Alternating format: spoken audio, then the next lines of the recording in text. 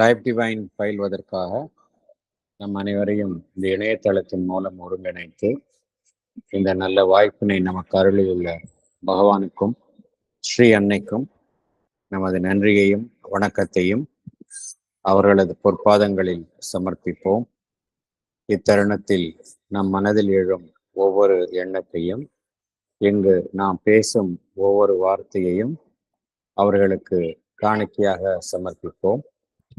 அனைவருக்கும் மாலை வணக்கம். நாம் இன்றைக்கு புக் 2ல ஒரு புதிய சாப்டர் துவங்க உள்ளோம். அதுதான் சாப்டர் 10. அதன் தலைப்பு knowledge by identity and separative knowledge. இந்த ரெண்டு சொற்றொடர்கள், knowledge by identity, separative knowledge, இந்த சொற்றொடர்களினுடைய பொருளை நாம் நன்றாக புரிந்து கொள்ள வேண்டும். இப்ப நமக்கு இருக்கிற நாலேஜ் வந்து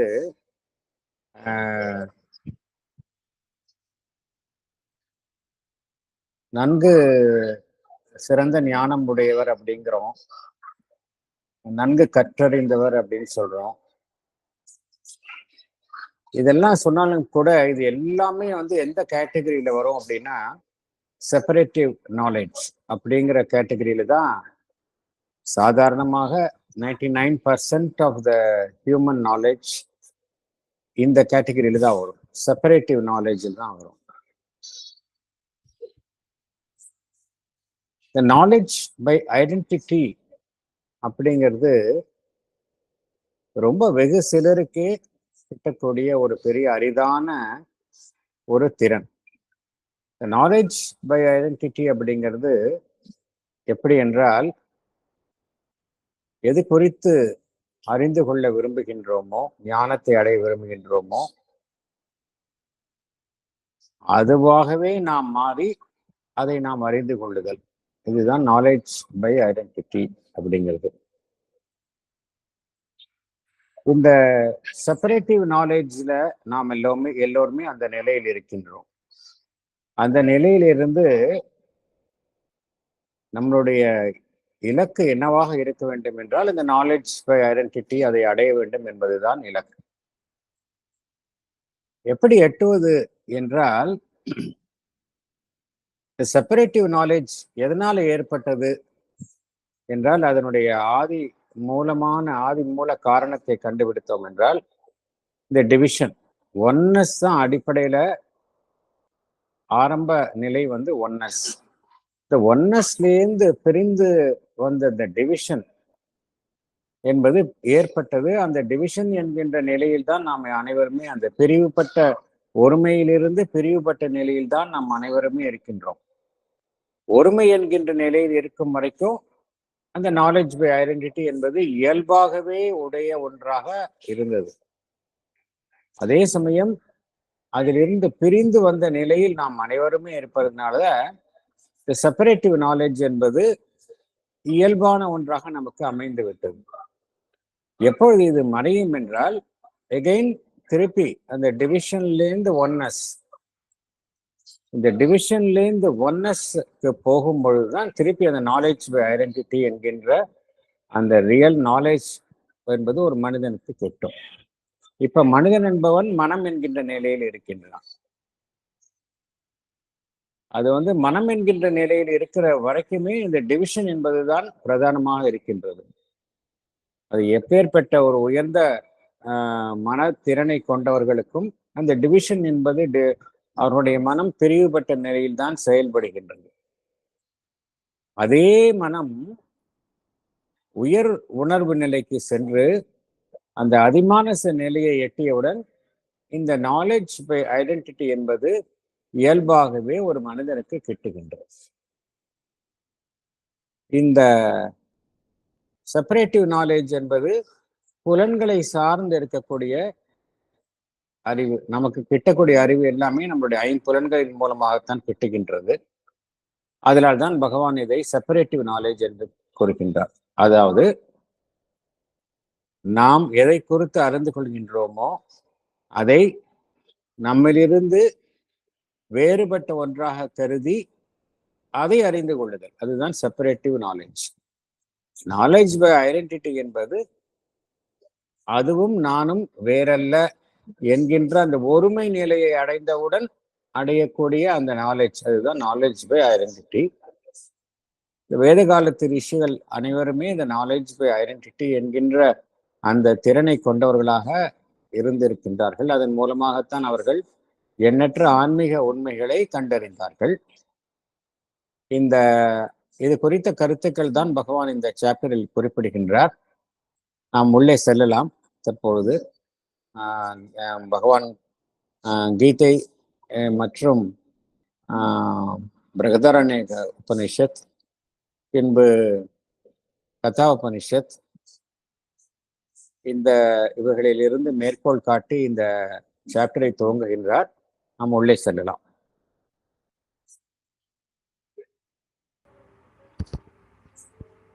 Chapter 10, Knowledge by Identity and Separative Knowledge. Gita, Chapter 6, verse 20. They see the self in the self by the self. Explanation. Self-knowledge. Those who have the true knowledge do not know through the operations of reasoning or sense mind. For, as means of knowing, these instruments are imperfect, faulty, and misleading. The knowers realize first the self as the truth of their being, station themselves in the self, and as they look around, they see through the eye of the self. Seeing by the self, they perceive that all are the same self.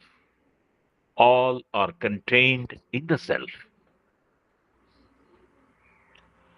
The knower, the known, and the knowledge are realized to be only various voices of the one self.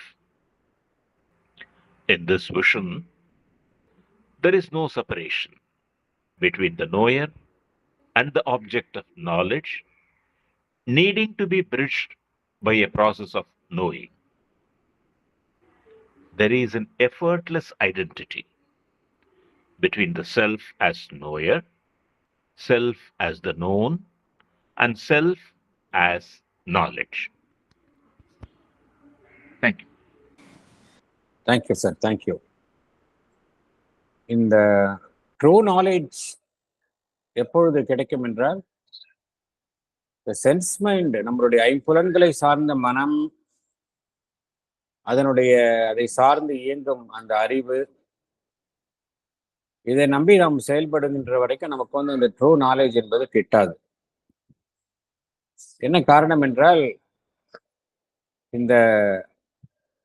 இதெல்லாமே instruments, இந்த ஐம்புலன்கள் எல்லாமே கருவிகள், குறைபாடுள்ள கருவிகள். They are not perfect. நமக்கு உண்மையான தகவலை அவைகள் தருவிப்பது இல்லை. அதனால்தான் நம்ம பார்த்தோம் அப்படின்னா, ஒரு 10 மனிதர்கள் ஒரே விஷயத்தை பார்க்கும்போது 10 பேரும் 10 விதமாக புரிந்து கொள்கின்றார்கள். அந்த ஐம்புலன்களும் முறையாக செயல்பட்டால் எல்லாரும் ஒரே விஷயத்தை ஒரே மாதிரி தான் புரிந்து கொள்ளணும். ஆனா அப்படி நடப்பதில்லை. அப்படி காரணம் என்னவென்றால், இந்த கருவிகள் எல்லாமே நமக்கு ஒரு குறைபாடுள்ள கருவிகளாகவும், நமக்கு தகவல்களை சரியான முறையில் வழங்குவதாகவும் இல்லை. உண்மையாக ஒருத்தர் உண்மையான ஞானத்தை பெற வேண்டும் என்றால், உண்மையில் அவர் எதை அறிந்து கொள்வார் என்றால், தனக்குள்ள இருக்கக்கூடிய அந்த ரியல் செல்ஃப், இந்த ஆன்மன், அதைத்தான் முதல்ல அறிந்து கொள்வார்கள். ஏன்னா அதுதான் அவர்களுடைய உண்மையான அங்கமாக இருக்கின்றது. அதில் தன்னை நிறுத்திக் கொண்டு அதன் மூலமாக மற்ற அமைப்புகளை பார்ப்பார்கள். ஏன், என்ன காரணம் என்றால், அதே அந்த செல்ஃப் தான் வந்து அனைத்து அமைப்புகளிலும் இருக்கின்றது. தனக்குள்ளே இருக்கக்கூடிய அந்த செல்ஃபை அறிந்து கொள்வதன் மூலம் மற்ற அமைப்புகளுக்கு உள்ளே உள்ள அந்த செல்ஃபை நம்மால அறிந்து கொள்ள முடியும். ஏனென்றால் எல்லாமே ஒரே அமைப்பு தான், அதில் மாறுபாடே கிடையாது. இங்க வந்து இந்த அறிந்து கொள்பவர், அறியப்படுவது, அந்த அறிவு என்பது பார்த்தோம் அப்படின்னா, இந்த செல்ஃப் அந்த ஆன்மனுடைய 3 நிலைகளாகத்தான் காணப்படுகின்றன. இங்க வந்து இந்த நிலையில வந்து அந்த அறிந்து கொள்ளப்படுபவருக்கும் அறிந்து கொள்ளப்படுவதற்கும் இடையில வந்து அந்த பிரிவு என்பதே இல்லாமல் இருக்கின்றது.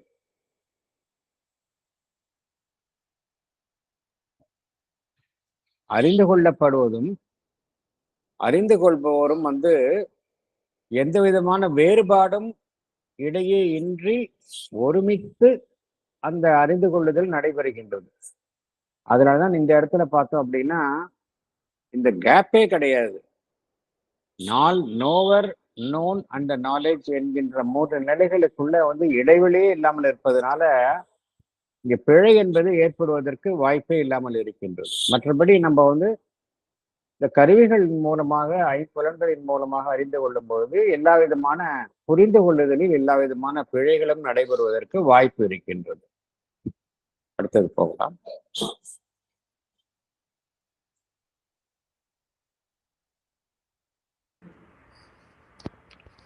Brihadaranyaka Upanishad 4.5 15,7.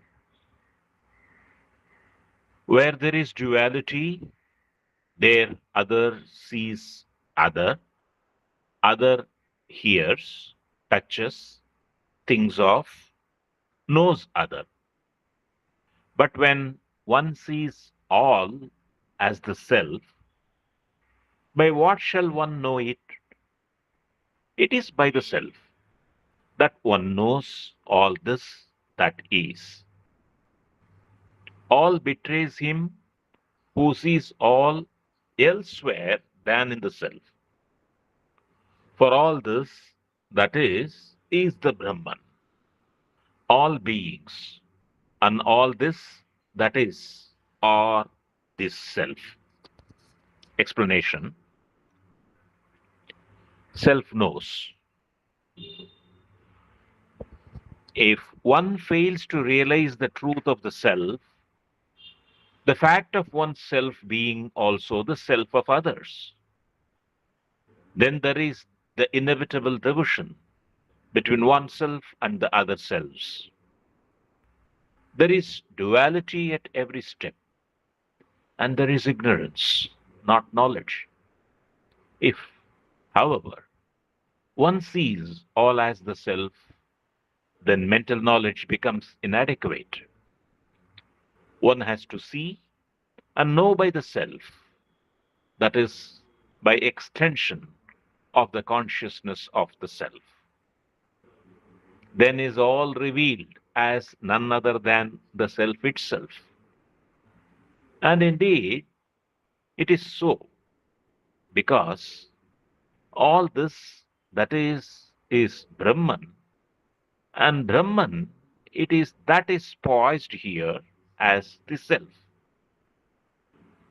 Should one try to perceive things outside the self as other than the self, he is betrayed into falsehood. The self in the individual is also the self in the universe. And this one self is not other than the reality that is Brahman, all pervading, all constituting, all indwelling. True knowledge comes by identity with this self and seeing through the awareness of this self. Thanks. Thank you. பேசிக்கா நம்ம பார்த்தோம், இந்த separative நாலேஜுக்கு main காரணம் வந்து duality தான். Oneness இருந்து duality வந்ததுதான் வந்து மெயின் காரணம் இந்த செப்பரேட்டிவ் நாலேஜ் வந்தது ஏற்பட்டதுக்கு.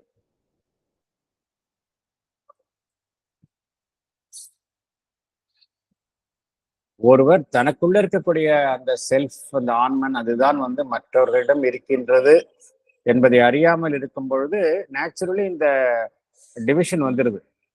தனக்குள்ள இருக்கிற ஆன்மன் செல்ஃப் அதுதான் மற்றவர்களிடம் இருக்கின்றது, அது வேறல்ல என்று நினைக்கும் பொழுது அந்த டிவிஷன் மறைந்து விடுகின்றது, ஒன்னஸ் வருகின்றது. அது இல்லாத பொழுது அந்த டிவிஷன் வந்து விடுகின்றது. டிவிஷன் வந்தாலே இந்த டியூவாலிட்டி, டியூவாலிட்டி எங்க இருக்குதோ அங்க வந்து இக்னோரன்ஸ் தான் இருக்கின்றது, நாலேஜ் வர்றதில்லை. இதுதான் பேசிக் பிரின்சிபல். எங்க டியூவாலிட்டி இருக்கோ அங்க இன்னவிட்டபிளி இந்த இக்னோரன்ஸ் கூடவே வந்துடுது, நாட் நாலேஜ். இப்போ வந்து ஒன்ஸ் அந்த செல்ஃப் என்பதை ஒருவர் அறிந்து கொண்டு அந்த செல்ஃபின் மூலமாக மற்றவர்களிடம் உள்ள அதே செல்ஃப் அதை அறிந்து கொள்ளும் பொழுது அவருக்கு வந்து அந்த மென்டல் நாலேஜ் வந்து இன்அடிக்வேட்டா போயிடுது. மென்டல் நாலேஜ் வந்து அந்த இடத்துல வந்து பயனற்றதாக போய்விடுகின்றது. ஏன்னா அந்த knowledge of the self becomes superior, mental knowledge becomes inferior. அவர் அனைத்தையும் எவ்வாறு புரிந்து கொள்கின்றார் என்றால் தன்னுடைய ஆன்மனினுடைய நீட்டிப்பாகத்தான் புரிந்து கொள்கின்றார், extension of the consciousness of the self. அவ்வாறுதான் அனைத்தையும் புரிந்து கொள்கின்றாரே ஒழிய மென்டல் நாலேஜ் மூலமாக புரிந்து கொள்வது இல்லை. அந்த நிலையில் அவருக்கு வந்து எதுவுமே தன்னிலிருந்து வேறுபட்டது அல்ல என்கின்ற உண்மையை அவர் அறிகின்றார். ஆனால் உண்மை, அது வந்து உண்மை. ஏன் உண்மை என்றால் இங்கு அனைத்துமே வந்து சர்வம் பிரம்மம், ஆல் தட் இஸ் பிரம்மன். இந்த பிரம்மன் தான் வந்து இந்த செல்ஃபாக அனைத்து அமைப்புகளிலும் இருக்கின்றது. அவ்வாறு ஒருவர் நினைக்காமல் தனக்கு அனைத்தையுமே தனக்கு வெளியில் உள்ள அமைப்பாக ஒருவர் நினைக்கும் பொழுது அவருக்கு வந்து அவர் அந்த பொய்மையினுள் சிக்கிக் கொள்கின்றார். அவருக்கு உண்மை எப்பொழுது கிட்டும் என்றால் அவர் தனக்குள்ள இருக்கக்கூடிய அந்த செல்ஃப், அதுவும் மற்ற அமைப்புகளில் உள்ள அந்த செல்ஃப், அந்த ஆன்மன், அதுவும் வேறல்ல, இதுவும் அதுவும் ஒன்றுதான் என்று நினைக்கும் வரைக்கும் அந்த உண்மை ரியல் நாலேஜ் கிட்டுகின்றது. த மொமெண்ட் he sees மற்ற அமைப்புகள் எல்லாம் தனக்குள்ள தன்னிலிருந்து வேறுபட்ட அமைப்புகள் என்று நினைக்கும் பொழுது எகைன் அந்த ஃபால்ஸ்ஹுட் வந்துடுது. அது மாத்திரமல்ல, ஒரு தனி மனிதருக்கு உள்ள இருக்கக்கூடிய அந்த ஆன்மன் தான் வந்து பிரபஞ்ச ரீதியாகவும் இருக்கின்றது. The self in the individual is also the self in the universe.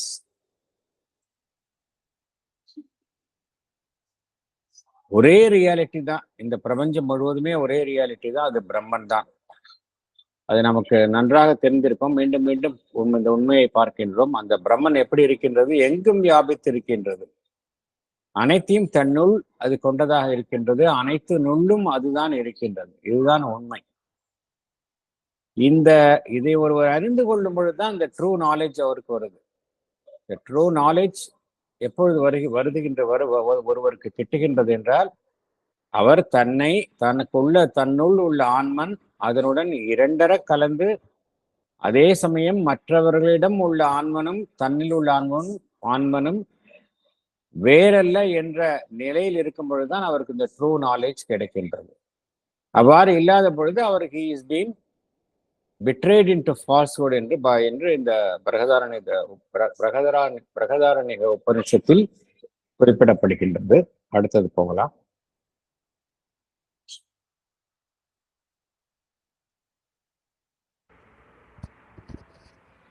Kathopanishad, chapter 4, verse 1. The self-existent has pierced the doors of sense outward. Therefore, one sees things outwardly and sees not in one's inner being. Rarely, a sage desiring immortality, his sight turned inward, sees the self face to face. explanation. Outward knowledge. Our sense faculties, which gather data for the mind in order to form its knowledge, always flow outwards. That is because the inhabitant within us has made the doors of the senses open outward. That is why the senses do not normally turn inwards, where is seated our self, the source of all knowledge. Consequently, the knowledge erected on their one sided information turns out to be partial, superficial, and a part of ignorance with all its limitations. It is very rarely that a wise man, a sage, directs his vision inward and sees there his self, immediate and luminous with the true knowledge. Attaining to the knowledge of the self, he is released from the bonds of mortality, which is the natural product of ignorance. Thank you, sir. Thank you.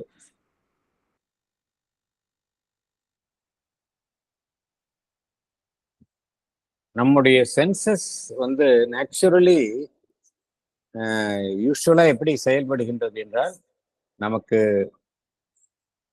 வெளிப்புறம் நோக்கித்தான் செயல்படுகின்றன. Census எல்லாமே வந்து நமக்கு வெளியே இருக்கும் விஷயங்களைத்தான் நமக்கு அதை நோக்கித்தான் செயல்பட்டு தகவல்களை நமக்குள் தருகின்றன.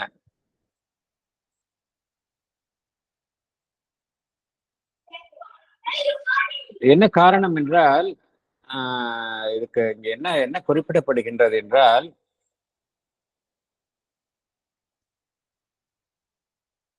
இந்த நமக்குள்ளே இருக்கக்கூடிய அந்த divine இன்ட்வெல்லர் has made the doors of the senses open outward. அவ்வாறு ஒரு இயற்கை என்ன செய்துள்ளது, நம்முடைய புலன்களை வெளிப்புறம் நோக்கி திறக்கும் வண்ணம் அவைகளை அமைத்திருக்கின்றது.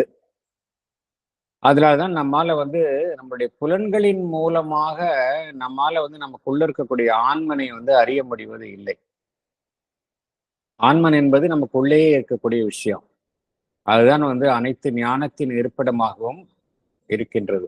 ஆனால் அதை நம்ம வந்து அதை நம்ம ஏன் அறிய முடிவதில்லை என்றால், நம்ம புலன்கள் எல்லாருமே எப்பொழுதுமே புறத்தை நோக்கித்தான் திரும்பிய வண்ணம் இருக்கின்றன. ஆகினால இந்த புலன்களின் மூலமாக புறத்தை நோக்கி திரும்பி இருக்கும் புலன்களின் மூலமாக கிடைக்கக்கூடிய அந்த தகவல்கள் எல்லாமே பார்த்தோம் அப்படின்னா முழுமையாக இல்லை, எல்லாமே வந்து அரைகுறையாக இருக்கின்றது. மேற்புற ஒரு சூப்பர்ஃபிஷியலாக தான் இருக்கின்றது ஒழிய ஒரு ஆழமான உண்மையை நமக்கு தருவிப்பதாக இல்லை. இதில் அறியாமை என்பதுதான் மேலோங்கி காணப்படுகின்றது.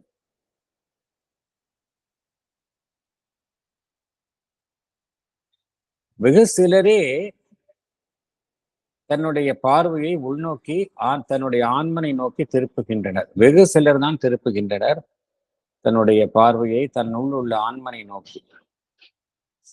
அவ்வாறு ஒருவர் தன்னுடைய பார்வையை உட்புறமாக செலுத்தி அந்த ஆன்மனுடைய அந்த ஞானம் அதை அடையும் பொழுது அவர் தன்னை பீடித்துள்ள அந்த இறப்பு என்கின்ற ஒரு தலையிலிருந்து தன்னை விடுவித்துக் கொள்கின்றார். பாண்ட்ஸ் ஆஃப் இம்மார்டாலிட்டி, அதிலிருந்து விடுவித்துக் கொள்கின்றார். ஏன் ஒருவர் இந்த இறப்பு என்கின்ற அழிவு என்கின்ற ஒரு நிலை ஒருவருக்கு ஏற்படுகின்றது என்றால், as long as one feels that one is separate from others அப்படிங்கிற நிலையில் இருக்கும் பொழுதுதான் அந்த மார்டாலிட்டி வருகின்றது. moment one realizes that he is a part of the universe, he is not separate from others அப்படின்னு நினைக்கும் பொழுது there is no mortality for him. ஏன்னா எல்லாமே இங்க இட்டர்னலா சாஸ்வதமான ஒரு அமைப்பாக இருக்கும் பொழுது அவரும் ஒரு சாஸ்வத அமைப்பாகத்தான் தன்னை நினைத்துக் கொள்கின்றார் என்கின்ற தான் ஒரு சாஸ்வதமான அமைப்பு என்கின்ற உண்மையை அவர் அறிகின்றார். இந்த உண்மை அவருக்கு எப்பொழுது கிட்டும் என்றால் அந்த true knowledge of the self அதை அறியும் பொழுது அவருக்கு தெரிகின்றது. என்ன தெரிகின்றது என்றால் அந்த எப்பொழுதுமே சாஸ்வதமாக நிலைபேறுடைய அமைப்பாக இருக்கக்கூடிய அந்த ஆன்மன் தான் நான் என்கின்ற உண்மையை அறியும் பொழுது அவருக்கு அந்த பாண்ட்ஸ் ஆஃப் இக்னோரன்ஸ் அதிலிருந்து விடுபடுகின்றார். இந்த இறப்பு என்கின்ற ஒரு தலை என்கின்ற ஒரு அறியாமை அதிலிருந்து விடுபடுகின்றார். அடுத்தது போகலாம்.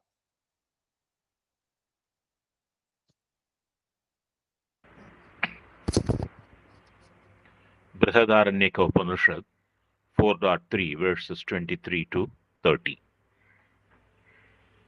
There is no annihilation of the seeing of the seer, the speaking of the speaker, the hearing of the hearer, the knowing of the knower, for they are indestructible.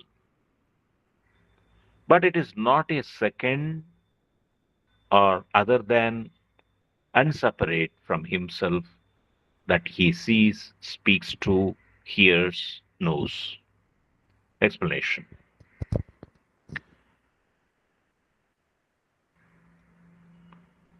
Knowing of the self. For one who has realized identity with the self, the usual faculties of knowing, seeing, speaking, hearing, etc., are not indispensable. He knows, sees, hears without the aid of the sense organs. For he wields the master sense, which is inalienable from the self, and in fact, it is this master sense which activates the outer senses in their operations. For the self, there are no objects to see, or speak to, or hear, or know. They are no separate entities other than itself.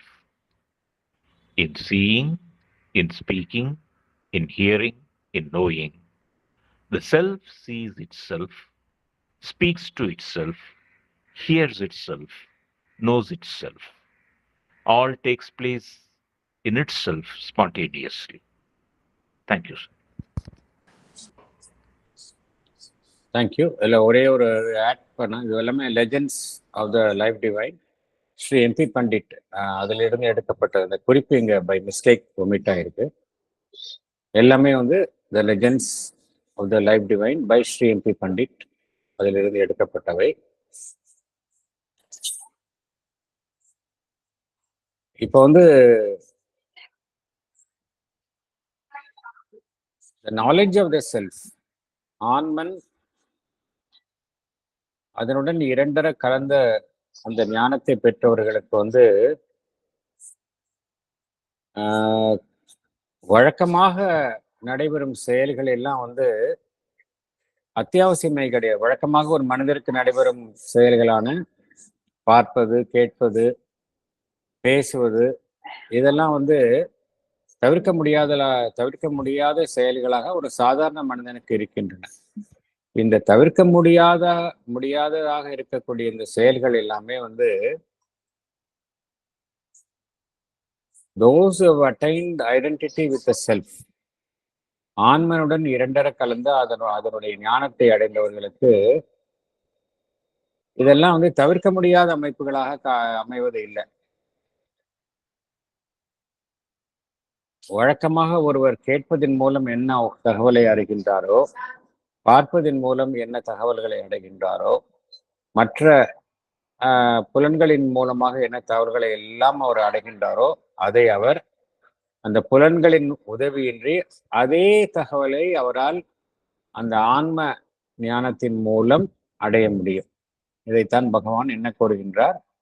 The master sense என்று பகவான் இங்கு குறிப்பிடுகின்றார். Master sense என்றால் the knowledge of the self. இதுதான் master sense. இந்த master sense என்பது தனக்கு தேவைப்படும் பொழுது தனக்கு தான் உபயோகித்த வண்ணம் அந்த புற அமைப்புகளை, புற கருவிகளை அது உபயோகித்துக் கொள்கின்றது. அதனால இங்க எது முக்கியமாக கருதப்படுகின்றது என்றால் இந்த நாலேஜ் ஆஃப் த செல்ஃப். இந்த நாலேஜ் ஆஃப் த செல்ஃப் அப்படிங்கும் பொழுது எல்லாமே அதற்குள்ளேயே அடங்கி போய்விடுகின்றது. அதற்கு வெளியில வேற எதுவுமே கிடையாது. செல்ஃப் அப்படின்னாலே அதற்குள்ளேயே எல்லாம் அடங்கிடுது. ஏன்னா அந்த செல்ஃப் என்பதும் வெளியில இருக்கக்கூடிய செல்ஃப் அப்படிங்கிறதுலாம் எதுவுமே கிடையாது. செல்ஃப் இஸ் ஆல்ரெடி எப்பொழுதுமே always it is self is one. அதனால அதற்கு வெளியில வேற விஷயமே கிடையாது. நம்ம அந்த டிவிசிவா நம்ம அந்த டிவாலிட்டியில இருக்கும் பொழுதுதான் நமக்கு வெளியில் உள்ள அமைப்புகளாக அனைத்துமே கருதுகின்றோம். அதனால் நாம் மற்றவர்களிடம் பேச வேண்டியிருக்கின்றது, மற்ற அமைப்புகளை பார்க்க வேண்டியிருக்கின்றது, மற்றவர்களை கேட்க வேண்டிய அவசியம் இருக்கின்றது.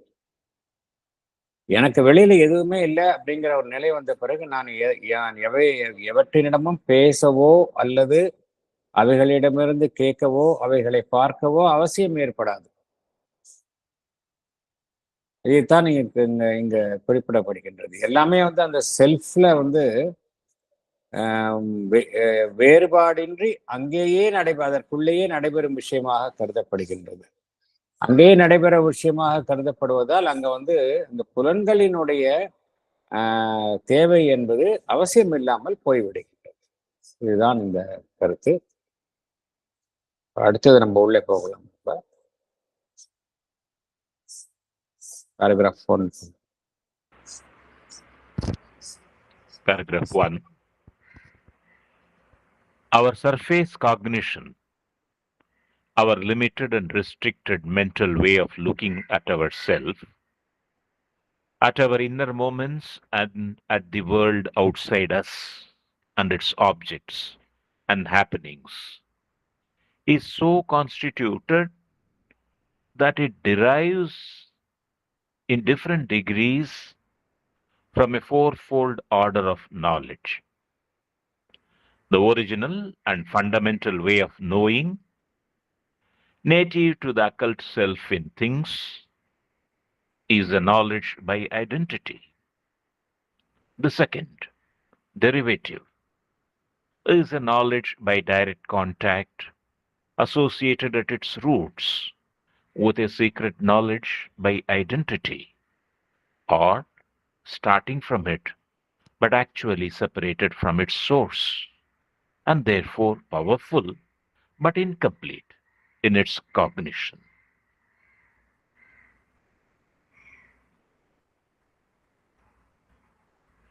The third is a knowledge by separation from the object of observation, but still with a direct contact as its support or even a partial identity. The fourth is a completely separative knowledge, which relies on a machinery of indirect contact, a knowledge by acquisition, which is yet without being conscious of it, a rendering or bringing up of contents of a pre-existent inner awareness and knowledge, a knowledge by identity, a knowledge by intimate direct contact, a knowledge by separative direct contact, a wholly separative knowledge by indirect contact, are the four cognitive methods of nature. Thank you, sir. Can I read, sir? Yes, please. Explanation. There is a fourfold order of knowledge in cognitive methods of nature.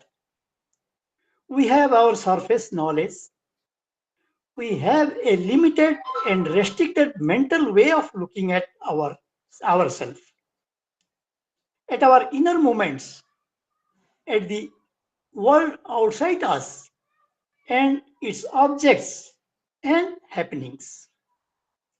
They are so constituted that they derive in different degrees from this fourfold order of knowledge.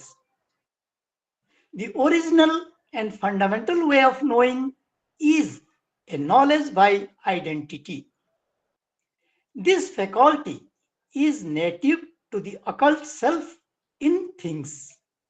Within bracket, here there is no functioning of the mind.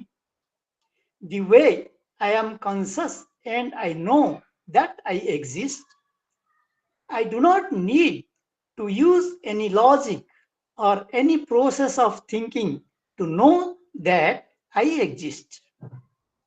This knowledge of my own self-existence is knowledge by identity. The second is 1 a minute. direct- 1 minute. I'll explain. Thank you. It's a very important concept. பகவான் வந்து இங்க ஃபோர்ஃபோல்ட் order of knowledge அப்படிங்கிறார். இந்த ஃபோர்ஃபோல்ட் அறிவை அடைவதில் 4 விதமான நிலைகளில் நாம் அந்த அறிவை பெறுகின்றோம்.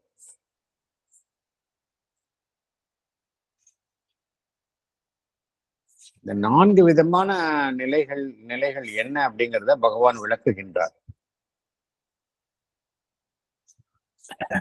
இப்ப நம்ம வந்து நம்மளுடைய நாலேஜ் வந்து பார்த்தோம் அப்படின்னா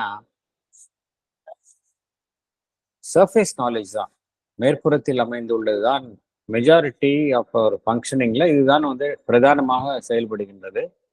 எதுவென்றால் ஒவ்வொருவருடைய மனதில் ஒவ்வொருவருடையும் இருக்கக்கூடிய அந்த மேற்புற அந்த அறிவு, சர்ஃபேஸ் நாலேஜ்.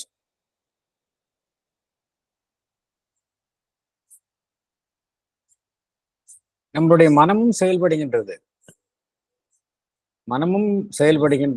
அந்த மனதின் மூலமாகத்தான் நாம் நம்முடைய செயல்பாடுகளை பார்க்கின்றோம். நம்மளுடைய நமக்குள்ளேயே நடைபெறும் இயக்கங்களையும் நாம் பார்க்கின்றோம். நமக்கு வெளியில் இந்த உலகத்தில் நடைபெறும் இயக்கங்களையும் செயல்பாடுகளையும் அமைப்புகளையும் பார்க்கின்றோம். இந்த எல்லாமே சர்ஃபேஸ் நாலேஜாக இருந்தாலும் சரி, நம்மளுடைய மனம் சார்ந்த அறிவாக இருந்தாலும் சரி, இந்த 4 விதமான இந்த ஃபோர்ஃபோல்ட் ஆர்டர் ஆஃப் நாலேஜ், 4 விதமான ஒரு அமைப்புகளில் அமையப்பட்ட அந்த அறிவின் மூலமாகத்தான் இந்த ஞானம் நமக்கு கிட்டுகின்றது. இதுல வந்து முதலாவதாக எது காணப்படுகின்றது, முதலாவதாகவும் அடிப்படையாகவும் எந்த அறிவு அமைந்துள்ளது என்றால் நாலேஜ் பை ஐடென்டிட்டி. இது வந்து அடிப்படை, பேசிக். நாலேஜ் பை ஐடென்டிட்டி என்றால்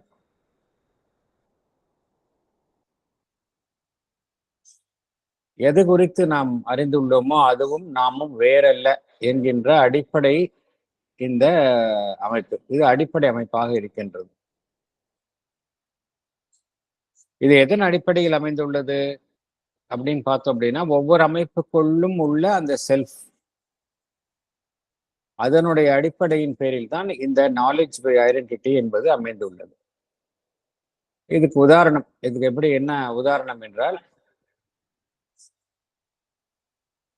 இங்க மனம் வந்து செயல்படுவதில், மனம் வந்து நமக்கு வந்து அறிவு புகட்டுவது கிடையாது. நமக்கு நேச்சுரலாவே நமக்கு அந்த உணர்வு நிலை இருக்கின்றது. இப்ப நாம் இருக்கின்றோம், நான் இருக்கின்றேன் அப்படிங்கிற நினைப்பு ஒவ்வொருவருக்குமே இருக்கின்றது. நான் இருக்கின்றேன் என்கின்ற அந்த நினைப்பு, அந்த உணர்வு நிலை எல்லோருக்குமே இருக்கின்றது இல்லையா? நான் இருக்கின்றேன், ஐ எக்ஸிஸ்ட் அப்படிங்கிற நான் என்கின்ற உணர்வு நிலை ஒவ்வொரு மனிதருக்கும் இருக்கின்றது. இந்த நான் இருக்கின்றேன் என்பதை வந்து எனக்கு வெளியில இருந்து யாரும் சொல்லணும்னு அவசியம் கிடையாது. அது அடிப்படையாகவே நானே அறிந்துள்ள அந்த உண்மை. இது வெளியிலிருந்து யாரோ சொல்ல வேண்டிய அவசியமோ கிடையாது. இல்லை, இதை அறிந்து கொள்வதற்கு எனக்கு வந்து ஐம்புலன்கள் தேவைப்படுவது இல்லை. என்னுடைய மனமும் இதற்கு உதவி புரிவதில்லை. By default I know that I exist. இந்த I know that I exist அப்படிங்கிறது தான் வந்து பேசிக் நாலேஜ். இதைத்தான் பகவான் வந்து இட்ஸ் நாலேஜ் பை ஐடென்டிட்டி. ஏன்னா அதுக்குள்ளே நமக்கு உள்ளே இருக்கக்கூடிய விஷயத்தை நம்ம அப்படியே தெரிஞ்சு வச்சுட்டு இருக்கிறோம், அவ்வளவுதான். அதுல வந்து லாஜிக் கிடையாது. அதுல இது வந்து first step, first order of knowledge வந்து நாலேஜ் பை ஐடென்டிட்டி. இதற்கு ரியல் எக்ஸாம்பிள் என்ன அப்படின்னா, நம்முடைய இருப்பு குறித்து நம்முடைய உணர்வு நிலை, இதுதான் நாலேஜ் பை ஐடென்டிட்டி. ஏன் அப்படின்னா இது நம்முடைய இருப்பு குறித்து நாமே அறிந்து வைத்துள்ளோம். நாம் வேறு நம்மளுடைய இருப்பு வேறு என்று நாம் பிரித்து பார்ப்பது கிடையாது. அதனால வந்து அந்த உண்மையை அறிந்து கொள்வதற்கு நமக்கு எந்த விதமான புறசாதனமும் தேவைப்படுவதில்லை. By default we know that, because நாம் அதுவாகவே இருப்பதனால நம்ம அறிந்து வைத்துள்ளோம்.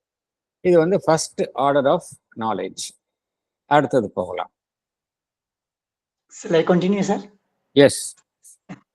The second is a derivative knowledge. It is a knowledge by direct contact associated at its roots with a secret knowledge by identity or starting from it. But it is separated from its source. Therefore, it is powerful and yet is incomplete in its knowledge. Within bracket, I have a moment of anger, I become angry. I know that I am angry because I become that anger. This is knowledge by direct contact. I do not need to use the instrumentality of my senses, but something in me, you can say the mind, identifies itself with the movement of anger. It becomes one with it. It has a direct contact. I am full of anger, I am anger. I become angry, and at a certain stage of involvement, I become anger. This is the second kind of knowledge, knowledge by direct contact. Shall I stop here, sir? Or continue, sir?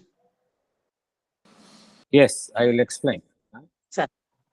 இப்போ first இது பார்த்தோம், knowledge by identity பேசிக்கா நம்ம பார்த்தோம். Second வந்து நேரடியான knowledge கிடையாது, derived knowledge. நேரடியான நாலேஜ் நானும் என்னுடைய இருப்பும் நானாகி அந்த இருப்பும் வேறல்ல என்று நினைப்பது தான் ஃபர்ஸ்ட் நாலேஜ். செகண்ட் வந்து டிரைவ்டு நாலேஜ். இந்த டிரைவ்டு நாலேஜ் வந்து எப்படின்னா, எனக்குள்ளேயே நடைபெறும் ஒரு விஷயத்தை வந்து நான் நேரடியாக அறிந்து கொள்வது. எனக்குள்ளேயே நடைபெறும் ஒரு இயக்கத்தை நான் நேரடியாக அறிந்து கொள்வது. இங்க பார்த்தோம் அப்படின்னா, இந்த அந்த ஒரு விஷயம் நடைபெறுகின்றது அப்படின்னா, அது என்னிலிருந்து வேறுபட்ட இயக்கமாகவே அங்க மாறிவிடுகின்றது. அதனாலதான் நீங்க டிரைவ்டு நாலேஜ் அப்படிங்கிறாங்க. முதல்ல பார்த்ததுல நானும் அந்த இருப்பும் அங்க மாறுபாடே கிடையாது. அங்க ஃபர்ஸ்ட் இதுல தேர் இஸ் நோ டிஃபரன்ஸ். செகண்ட்ல ஒரு ஸ்லைட் டிஃபரன்ஸ் இருக்கு. எனக்குள்ள ஒரு இயக்கம் நடைபெறுகின்றது. இது உதாரணத்திற்கு எனக்கு ஒரு கோபம் வருகின்றது. ஒரு கோபம் என்கின்ற இயக்கம் எனக்கு உள்ளே தோன்றுகின்றது. கோபப்படுகின்றேன். நான் நல்லா தெரியுது எனக்கு, நான் வந்து கோபம் அடைந்து உள்ளேன் என்று எனக்கு தெரிகின்றது. அது மாத்திரமல்ல, அந்த கோபம் என்கின்ற உணர்ச்சியுடன் நான் இரண்டரை கலந்து விடுகின்றேன் இல்லையா? அந்த கோபம் என்கின்ற உணர்ச்சியுடன் இரண்டரை கலந்து விடுகின்றேன். அதனால எனக்கு நேரடி தொடர்பு ஏற்படுகின்றது. அந்த கோபம் என்கின்ற உணர்ச்சியுடன் நேரடியான தொடர்பும் ஏற்படுகின்றது. நேரடியாக தொடர்பு ஏற்படுறதுனால நான் கோபம் முறுகின்றேன் என்பது எனக்கு நல்லா தெரியும்.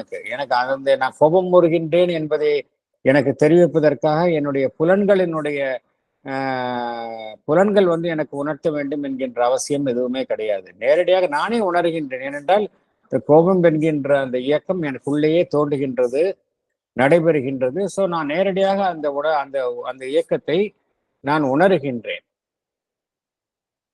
என்னுடைய மனம் அந்த கோபம் என்கின்ற இயக்கத்துடன் நன்றாக அதனுடன் கலந்து அதை உணர்கின்றது.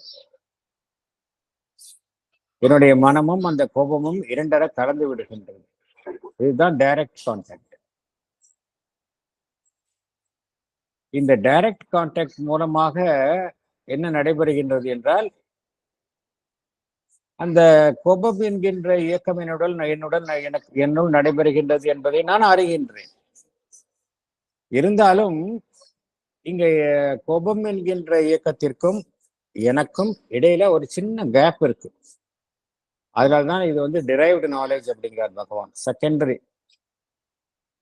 செகண்டரி நாலேஜ் அப்படிங்கிறார். ஏன்னா கோபம் இந்த இடத்துல ஒரு சின்ன எனக்கும் கோபம் என்கின்ற இயக்கத்திற்கும் இடையில வந்து ஒரு சின்ன கேப் இருக்குது.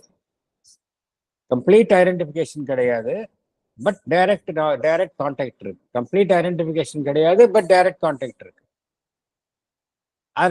அதனால பகவான் என்ன கூறுகின்றார், still it is a derived knowledge அப்படிங்கிறார். It is not a direct knowledge அப்படிங்கிறார். இது ஃபர்ஸ்ட் ஸ்டெப்ல இருந்து கொஞ்சம் அடுத்த ஸ்டேஜ், அடுத்த செகண்ட் ஸ்டேஜ், அடுத்தது போகலாம்.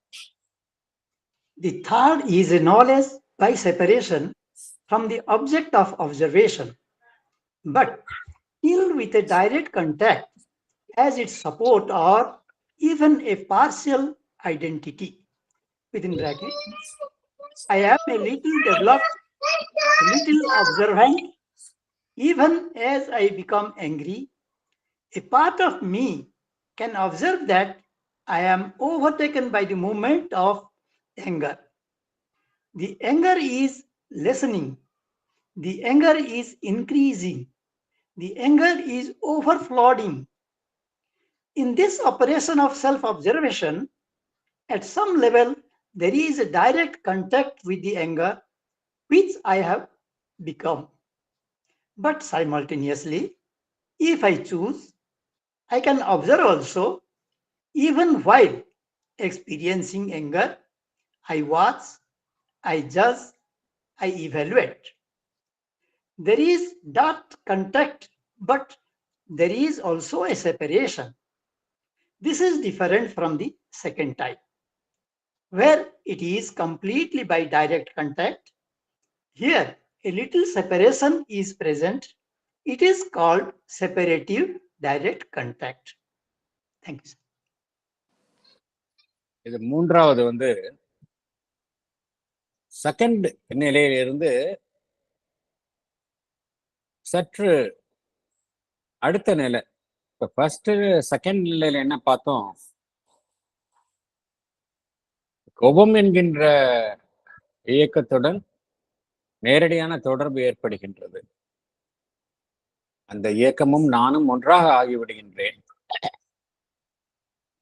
I become anchor. நானே அந்த கோபமாக மாறிவிடுகின்றேன். ஆங்கர் என்பது என்னிலிருந்து வேறுபட்ட விஷயமாக இருந்தாலும் கூட நானே அந்த ஆங்கர், அந்த கோபம், அது கோபமாக மாறிவிடுகின்றேன். கோபம் என்ற இயக்கத்துடன் இரண்டரை கலந்து விடுகின்றேன். இந்த இரண்டாவது ஸ்டேஜ்ல.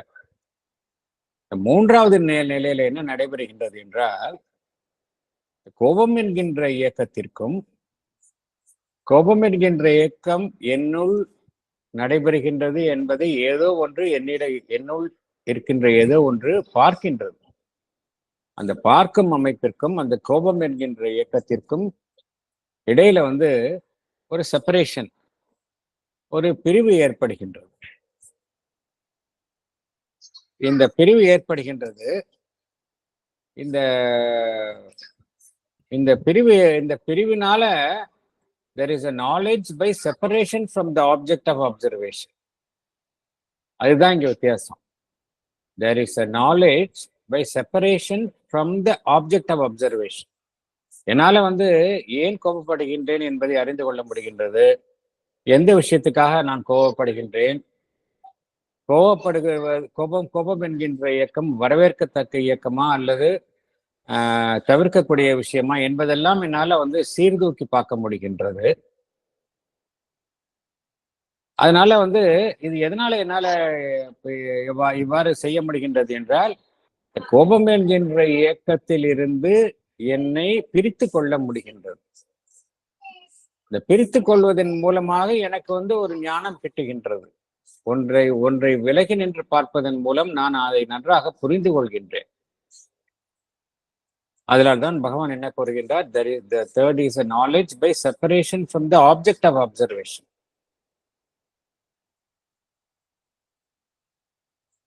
இதுல டைரக்ட் கான்டாக்ட் இருக்கின்றது. கோபம் என்கின்ற இயக்கத்திற்கும் எனக்கும் நேரடியாக தொடர்பு இருந்தாலும் கூட முழுவதுமாக கோபம் என்கின்ற இயக்கத்தினால் நான் ஆக்கிரமிக்கப்படுவதில்லை. ஏதோ ஒன்று என்னிலிருந்து அந்த கோபம் என்கின்ற இயக்கத்திலிருந்து விலகி நின்று பார்க்கின்றது. இது third stage. So first stage knowledge by identity. Second பகவான் சொன்னது மாதிரி the direct knowledge, but still there is a separation. மூன்றாவது செப்பரேட்டிவ் நாலேஜ் பை ஐடென்டிட்டி, சற்று விலகிய நிலை. அடுத்தது போகலாம். The fourth is a completely separative knowledge. It relies on the machinery of indirect contact. It is knowledge by acquisition. Yet, here also there is a rendering or bringing up of the contents of a pre-existent inner awareness and knowledge. But this happens without being conscious of it. Within bracket, when I judge my anger, it is separative direct contact. But when I try to see what has happened, who is coming, there is an indirect contact, because all are outside of me. My senses, my ears hear somebody going, my eyes see somebody sitting, and my mind arrives at the knowledge that people are around me. This knowledge is a report of my senses, and the senses are separate from us all. It is both separative and indirect. There is an indirect contact. All the star marks are from Talks on the Life Divine, page 145 to 146 by Sri M.P. Pandit. Thank you, sir. Thank you. இந்த fourth சாதாரணமா நமக்கு வெளியில இருக்க விஷயத்த பாக்குறது, அவ்வளவுதான். இந்த fourth stage கம்ப்ளீட்டா வெளியில நடக்கிற விஷயம் எல்லாமே, எனக்குள்ள நடக்கிறதே கிடையாது. எல்லாமே இது வரைக்கும் பார்த்ததெல்லாம் எனக்குள்ள நடக்கிற விஷயம். முதல்ல நானாகவே என்னுடைய இருப்பை உணர்வது, இரண்டாவது எனக்குள்ள நடைபெறும் கோபம் என்கின்ற இயக்கத்துடன் இரண்டுற கலந்து விடுவது, மூன்றாவது அந்த கோபம் என்கின்ற அமைப்பை எனக்குள்ளேயே நடக்கின்றது, அதை நான் விலகி நின்று பார்ப்பது, அதனுடைய தன்மையை நான் அறிந்து கொள்வது, தேர்ட். நான்காவது பார்த்தோம் அப்படின்னா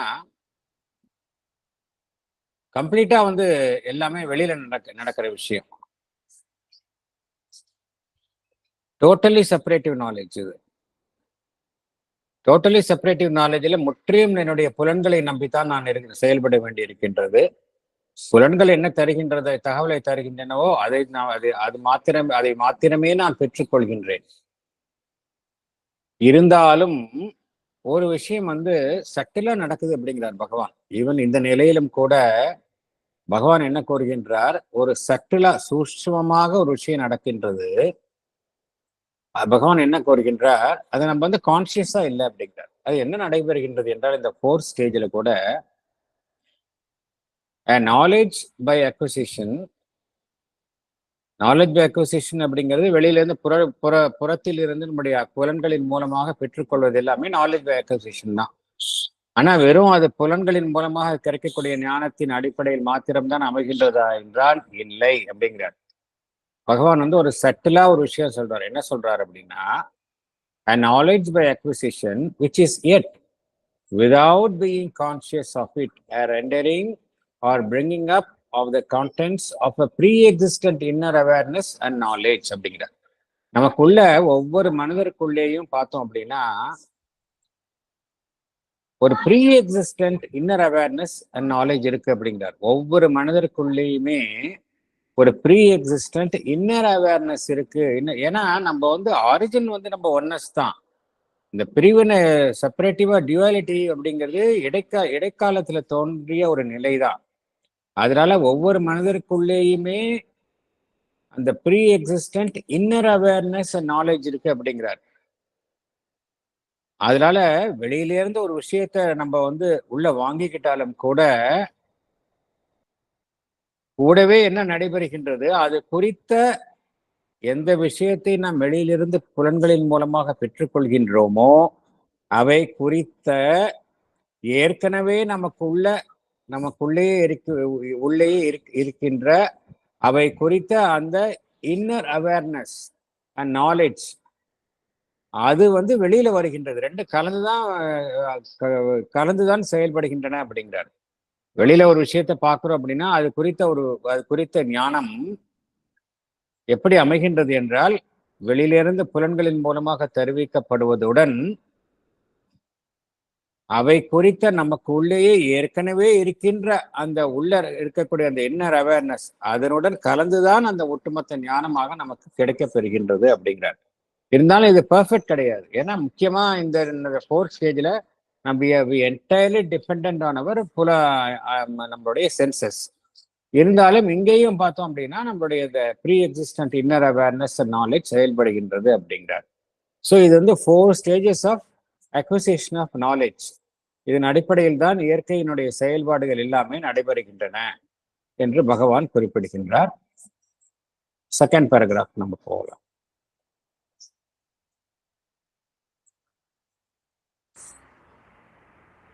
Paragraph 2. The first way of knowing in its purest form is illustrated in the surface mind only by our direct awareness of our own essential existence. It is a knowledge empty of any other content than the pure fact of self at being. Of nothing else in the world has our surface mind the same kind of awareness. But in the knowledge of the structure and movements of our subjective consciousness, some element of awareness by identity does enter. For we can project ourselves with a certain identification into these movements. Thank you. Thank you. படிக்கட்டுமா sir? மீராமா படிங்க. இல்ல படிதால் நீங்க படிங்க, next நான் படிக்கிறேன். No ப்ராப்ளம்மா. Thank you. Explanation. There is direct awareness of our own essential existence by our surface mind. This is the first way of knowing in its purest form. This knowledge contains the pure fact of self and being. Our surface mind has the same kind of awareness of nothing else in the world. Our relation with the external world is maintained through our senses. This constitutes our objective consciousness. Likewise, all our inner relations are maintained in our subjective consciousness. Some element of awareness by identity enters in the knowledge of the structure and movements of our subjective consciousness, because we can project ourselves with a certain identification into these movements. Thank you, sir. Thank you. பகவான் சொல்லக்கூடிய கருத்து ரொம்ப எளிமையான கருத்து. ஏற்கனவே பார்த்த கருத்து தான் சொல்றாரு. ஃபர்ஸ்ட் வந்து டைரக்ட் அவேர்னஸ் நம்ம ஏற்கனவே பார்த்தோம். ஐ எக்ஸிஸ்ட் அப்படின்னு நான் நினைக்கிறேன். என்னுடைய சர்ஃபேஸ் கான்சியஸ்னஸ் வந்து மேற்புறத்தில் செயல்பட்டாலும் எனக்கு வந்து நல்லா தெரியும் ஐ எக்ஸிஸ்ட் அப்படிங்கிற உண்மை எனக்கு தெரியும். அதுதான் direct awareness of our own essential existence. எல்லாருக்கும் தெரியும், எல்லா மனிதருக்கும் நான் இருக்கின்றேன் என்கின்ற உணர்வு இருக்கின்றது. இதுதான் வந்து first way of knowing purest form. இது நாலேஜோட பியூரஸ்ட் ஃபார்ம் என்ன அப்படின்னா நான் இருக்கின்றேன் அப்படிங்கிற ஒவ்வொரு மனிதனும் அறிந்து வைத்துள்ளான். அதுதான் வந்து கலப்படம் இல்லாத ஒரு ஞானமாக ஒவ்வொரு மனிதருக்குள்ளும் இருக்கின்றது. அது எல்லா மனிதருக்கும் தெரியும் இல்லையா? அது அந்த மனிதனுக்கு வந்து யாரும் சொல்ல தேவையில்லை, நீ இருக்கிற அப்படிங்கிறதுக்கு சொல்ல தேவையில்லை. He knows that he exist. இந்த நம்மளுடைய சர்ஃபேஸ் மைண்ட் வந்து பகவான் என்ன கோருகின்றார், இந்த it is a knowledge empty of any other content than the pure fact of self and being. இந்த நாலேஜ்ல வந்து வேற எதுவுமே கலப்படமே இல்லாம இருக்கின்றது. அதாவது நான் இருக்கின்றேன் அப்படிங்கிற நாலேஜ் வந்து ஒவ்வொரு மனிதனுக்கும் இருக்கு. அந்த நாலேஜ் வந்து எந்த விதமான கலப்படமும் இல்லாமல் இருக்கின்றது. வேற எதுவுமே அதுல கலப்படம் இல்லை அந்த நாலேஜ்ல. ஒரு மனிதனுடைய அந்த மேற்புற உணர்வு நிலையில இத்தகைய கலப்படம் இல்லாத நிலை வந்து இந்த நிலையில தான் இருக்கு அப்படிங்கிறார். வேற எந்த நிலையிலையும் இந்த கலப்படம் இல்லாத நிலையில இல்லை. ஏன்னா அதுக்குள்ளேயே இருக்கிறதுனால தன்னுடைய இருப்பு குறித்த ஞானம் ஒவ்வொரு மனிதனுக்குமே இருக்கின்றது. அது கலப்படம் இல்லாமல் இதில் வேற எதுவுமே அதுல மிக்சரே இல்லாம இந்த அவேர்னஸ் ஒவ்வொரு மனிதருக்குள்ளேயும் இருக்கு அப்படிங்கிறார். அடுத்தது இந்த knowledge by identity, awareness by identity வந்து எந்தெந்த இயக்கத்துல இருக்கும் அப்படின்னா, இதுல ஒரு விஷயத்த நம்ம பண்ணணும். 2 விஷயம் நம்ம புரிஞ்சுக்கணும். ஒண்ணு, என்கிட்ட ஒரு விஷயம், எனக்கு வெளியில உள்ள விஷயத்தை நான் பார்ப்பது, அது குறித்த அறிவை நான் அடைவது. அதைத்தான் வந்து என்ன சொல்லுவோம் நம்ம, அப்ஜெக்டிவ் நாலேஜ் அப்படிமா. அப்ஜெக்டிவ் நாலேஜ்னா எனக்கு வெளியில ஒரு விஷயம் இருக்கு, ஒரு பொருள் இருக்கு, அது அந்த பொருளினுடைய கனபரிமாணங்கள்ல இப்படி இருக்கு அப்படிங்கறத அப்ஜெக்டிவா நான் அறிந்து கொள்றது. இப்படி இருக்கு, இந்த நேரத்துல இருக்கு அப்படிங்கறத அப்ஜெக்டிவா நான் உணர்கின்றேன். எனக்கு வெளியில உள்ள விஷயம் அது அப்ஜெக்டிவ் நாலேஜ். அது நேச்சுரலா அது வந்து எனக்கு வெளியில இருக்கிற விஷயம், கம்ப்ளீட்டா செப்பரேஷன் ஆயிடுது. ஆனா ஒவ்வொரு மனிதனுக்குள்ளேயும் பார்த்தோம் அப்படின்னா அவனுடைய உணர்ச்சிகள், அவனுக்கு உள்ளேயே நடைபெறக்கூடிய விஷயங்கள் நிறைய அவனுக்குள்ளேயே நடைபெற்று கொண்டே இருக்கின்றது. அது எந்த உணர்வு நிலையில நடைபெறுகின்றது? அதுதான் சப்ஜெக்டிவ் கான்சியஸ்னஸ். சப்ஜெக்டிவ் கான்சியஸ்னஸ் என்பது எனக்கு வெளியில உள்ள விஷயம் குறித்த உணர்வு நிலை. எனக்கு உள்ளேயே நடைபெறக்கூடிய உணர்ச்சிகளினுடைய இயக்கங்கள் குறித்த உணர்வு நிலையுடைய இயக்கங்கள் வந்து சப்ஜெக்டிவ் கான்சியஸ்னஸ். இது எல்லா மனிதர்களுக்கும் இருக்கின்றது. எனக்கு உள்ள இமோஷன்ஸ் இருக்கு அப்படின்னா ஐம் அவேர் ஆஃப் இட். இங்க பகவான் என்ன கோருகின்றார், நமக்கு ஒவ்வொரு மனிதருக்கும் உள்ளேயும் இது மாதிரி அவனுக்கு உள்ளேயே நடைபெறக்கூடிய அந்த சப்ஜெக்டிவ் கான்சியஸ்னஸ், அதில் நடைபெறக்கூடிய இயக்கங்கள் குறித்த அறிவு என்பது எத்தகைய அறிவாக ஒரு மனிதனுக்கு வந்து இருக்கின்றது என்றால், அந்த இயக்கங்களை பொறுத்த வரைக்கும் அவனுக்கு வந்து ஒரு சர்டன் ஐடென்டிஃபிகேஷன் இருக்கு அப்படிங்கிறார். ஒவ்வொரு மனிதனுக்கும் உள்ளேயும் இருக்கக்கூடிய அந்த விஷயங்கள் குறித்த அந்த புரிதல்ல அந்த செப்பரேட்டிவ் நாலேஜ் என்பது இல்லாம அவனுக்கு எப்படி இருக்கு அப்படின்னா ஐடென்டிஃபிகேஷன் இருக்கு அப்படிங்கிறார். என்ன காரணம் அப்படின்னா அந்த உணர்வுகள் அவனுக்கு உள்ளேயே நடப்பதனால அவன் அதனுடன் இரண்டர கலந்து விடுகின்றான். ஆகையினால அது குறித்த அவேர்னஸ் வந்து த நாலேஜ் பை ஐடென்டிட்டி, ஒரு certain identification into these moments, அந்த இயக்கங்களுடன் இரண்டர கலந்துவிடும் ஒரு ட்ரெண்ட் காணப்படுகின்றது என்று பகவான் குறிப்பிடுகின்றார். In the knowledge of the structure and movements of our subjective consciousness, some element of awareness by identity. பகவான் ரொம்ப ஜாக்கிரதையா சொல்றார். Some element of awareness by identity அப்படின்னு தான் சொல்றாரு, ஒழிய கம்ப்ளீட் ஐடென்டிஃபிகேஷன் இல்லை. ஏன்னா ஸ்டில் அந்த இடத்துல கேப் இருக்கு.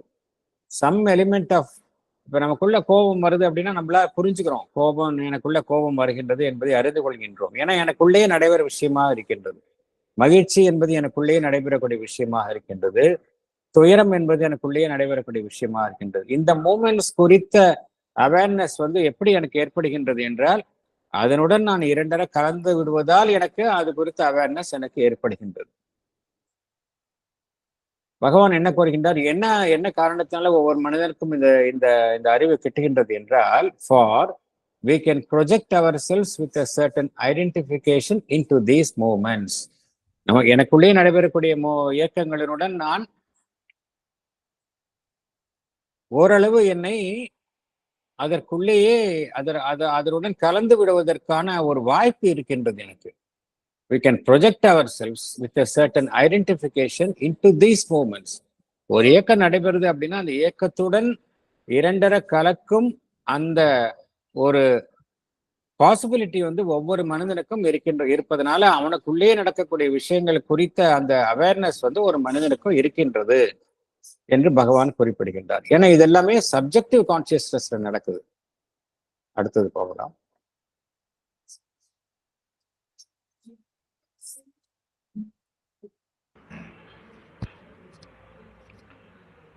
It has already been noted how this can happen in the case of an uprush of wrath, which swallows us up, so that for the moment our whole consciousness seems to be a wave of anger. Other passions, love, grief, joy, have the same power to seize and occupy us. Thought also absorbs and occupies. We lose sight of the thinker and become the thought and the thinking. But very ordinarily, there is a double movement. A part of ourselves becomes the thought or the passion. Another part of us either accompanies it with a certain adherence or follows it closely and knows it by an intimate direct contact, which falls short of identification or entire self-oblivion in the moment. Thank you. படிக்கட்டுமாங்க sir? படிங்க. This can be observed when one is seized with the uprush of anger. When one is possessed by anger, it seems for the moment his whole consciousness seems to be a wave of anger. Other passions like love, grief, joy have the same power to seize and occupy us.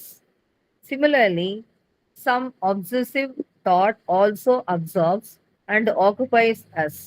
We lose sight of the thinker and become the thought and the thinking. But ordinarily, there is a double movement.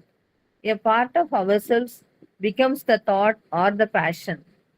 Another part of us either accompanies it with a certain adherence or follows it closely and knows it by an intimate direct contact. However, there is no complete identification with the movement. Thank you, sir. Thank you.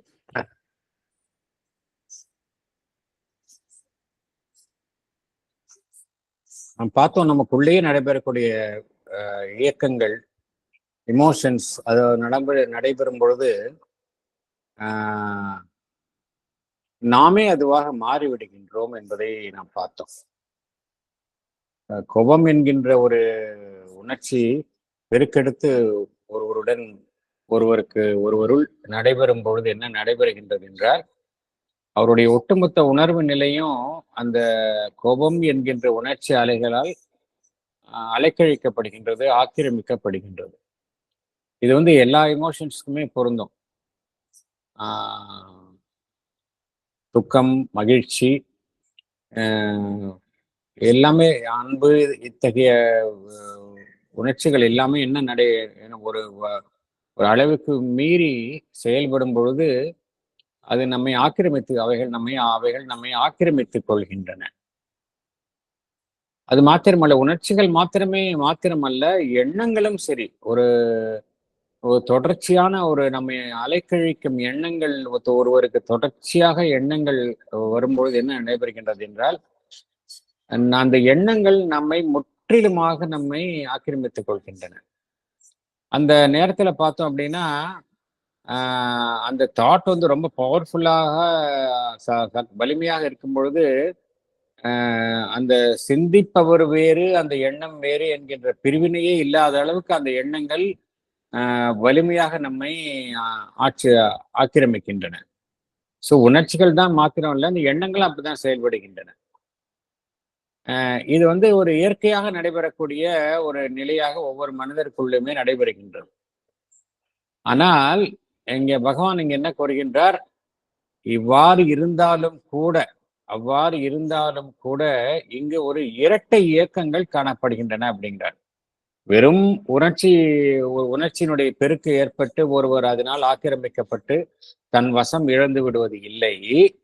அதே சமயம் there is a double movement அப்படிங்கிறார். அது என்ன double moment அப்படின்னா, நம்முடைய ஜீவனினுடைய ஒரு பகுதி வந்து நம்ம ஏற்கனவே பார்த்த மாதிரி நம்மளுடைய சப்ஜெக்டிவ் கான்சியஸ்னஸ் அதில் நடைபெறும் இயக்கத்துடன் இரண்டரை கலந்து விடுகின்றது. It identifies with itself with that emotion இல்லையா? இரண்டரை கலந்து விடுகின்றது. கோபம்னா அப்படியே இரண்டரை கலந்து விடுகின்றது, மகிழ்ச்சினா இரண்டரை கலந்து விடுகின்றது. அதே சமயம் நம்முடைய ஜீவனினுடைய மறுபகுதி என்ன செய்கின்றது, அந்த இயக்கத்தை அது பார்க்கின்றது. அந்த இயக்கத்துடன் இணைந்து சென்று அது எவ்வாறு நடைபெறுகின்றது என்பதை அது அனுசரிக்கின்றது. நேரடியாக அது என்ன நடைபெறுகின்றது என்பதை நெருக்கமாக அதை பார்க்கின்றது. இருந்தாலும் அதிலிருந்து சற்று விலகி இருக்கின்றது. இதுதான் வித்தியாசம். இருந்தாலும் அந்த இயக்கத்தில் இருந்து அது சற்று விலகி இருக்கின்றது. ஸோ இந்த இரண்டு இயக்கங்களும் தொடர்ந்து நடைபெறுகின்றது. ஒருபுறம் அந்த உணர்ச்சி ஒரு மனிதனை முற்றிலுமாக ஆக்கிரமித்தாலும் கூட, மறுபுறம் அந்த மனிதனுள் உள்ள ஏதோ ஒரு பகுதி அந்த இயக்கத்தை வெகு நெருக்கமாக அதை அனுசரித்து என்ன நடைபெறுகின்றது என்பதை உற்று நோக்கி அதே சமயம் அதனுடன் முற்றிலும் கலந்து கொள்ளாமல் அந்த இயக்கத்தில் சற்று விலகி நின்று பார்க்கவும் செய்கின்றது என்று பகவான் குறிப்பிடுகின்றார். இது எதற்கு உபயோகமா இருக்கின்றது என்றால், இந்த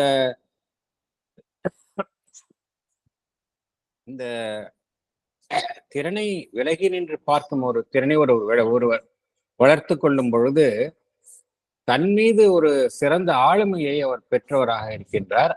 அதீதமான உணர்ச்சிகள், எதிர்மறையான உணர்ச்சிகள், இயக்கங்கள் வந்து ஒருவர் அதனால் பாதிப்புக்கு உள்ளாத வண்ணம் தன்னை பாதுகாத்துக் கொள்வதற்கு இது வசதியாக இருக்கு.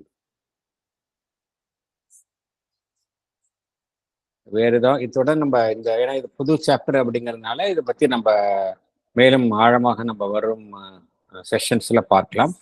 வேற ஏதாவது கருத்துக்கள் இருந்தால் பகிர்ந்து கொள்ளலாம்.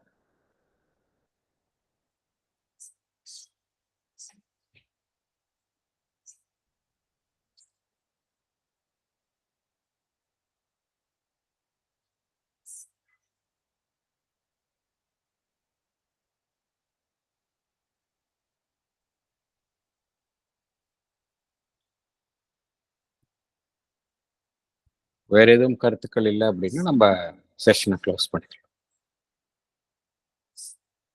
Yes madam. Sir excuse me sir. Sir அந்த விலகி நின்று பார்க்கும் பகுதிங்கிறத நம்மளுடைய ஆன்மனா சார்? இல்ல, விலகி நின்று பார்க்கும் பகுதி வந்து நம்மளுடைய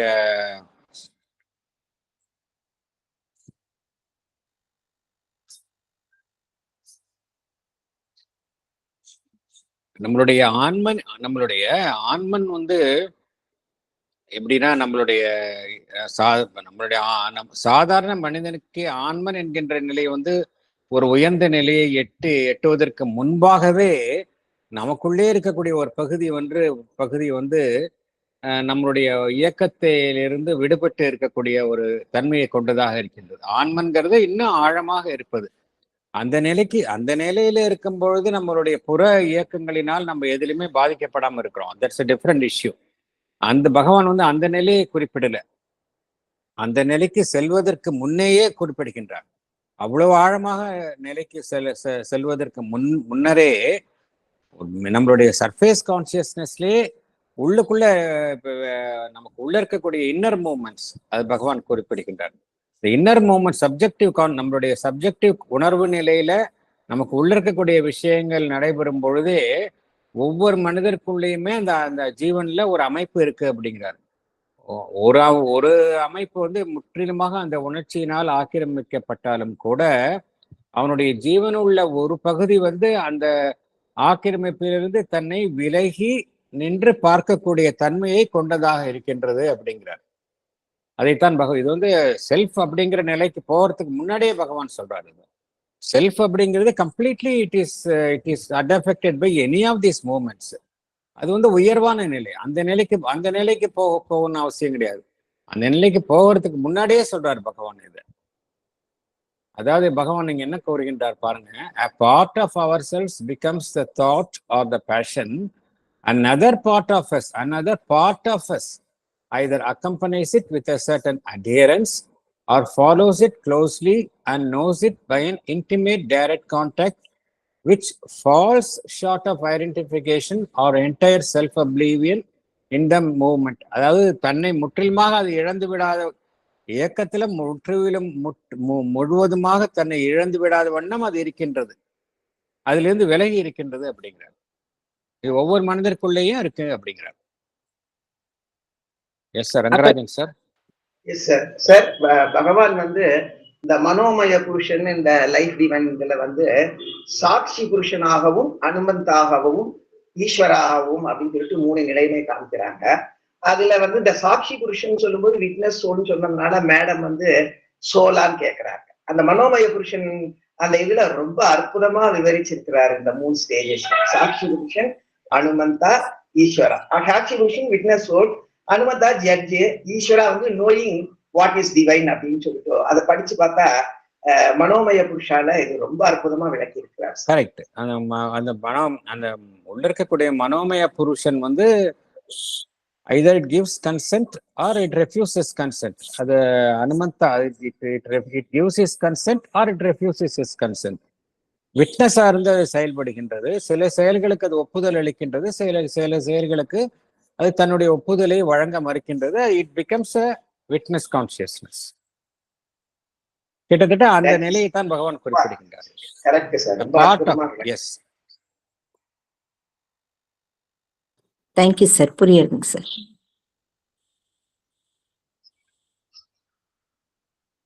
தேங்க்யூ. வேற ஏதாவது கருத்துக்கள் இல்லை அப்படின்னா க்ளோஸ் பண்ணிக்கலாம்.